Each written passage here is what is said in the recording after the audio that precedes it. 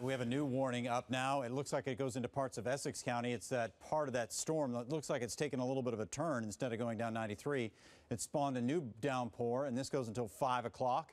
And the possibility is for hail out of this storm. It's right on top of you in Middleton and Boxborough right now.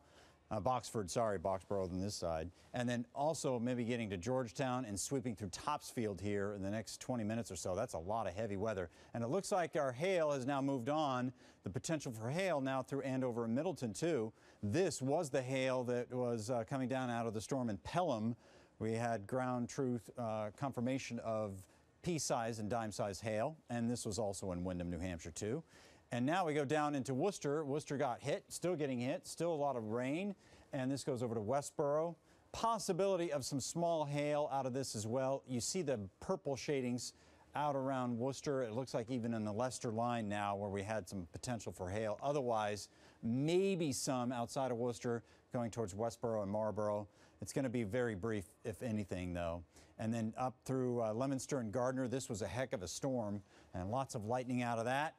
Check my Twitter feed. Someone was real descriptive on the lightning. Zzz, zzz. That's how it goes. You want to bring it in when you hear that thunder roar. Go indoors. On Leominster, also getting some heavy weather. And then just pushing off of Cape Cod, right around Mashpee and Falmouth. That's it. It should be pushing out to sea, but that's a pretty good rainstorm, maybe chasing you off the beaches or away from the water right now. Temperatures falling. What's happening now is the atmosphere is turning over, so we've allowed the ground to warm, right?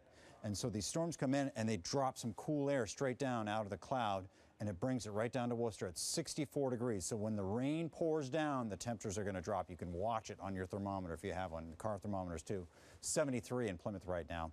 Going through the evening, the threat will be ongoing. It's hard to say who's going to get hit. You saw what happened to that storm going down 93. It kind of split and went left.